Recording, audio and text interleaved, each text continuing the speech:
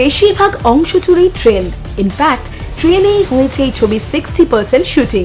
ছবির নাম বোধহয় না বললেও চলে, বছরের সবচেয়ে প্রতীক্ষিত ছবি কবির।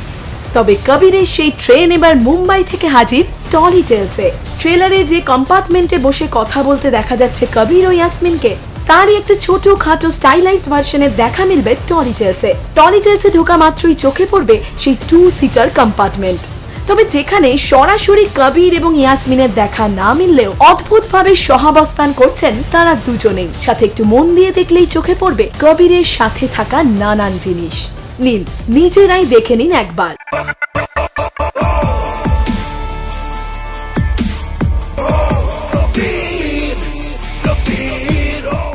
কি ভাবছেন? কবিরের এই স্পেশাল ট্রেনের ফিলটা একবার নিতেই হবে, সচক্ষে দেখতেই হবে। তাহলে কিন্তু 13 এপ্রিলের আগেই একবার ঢু মারতে হবে টলি টেলসে।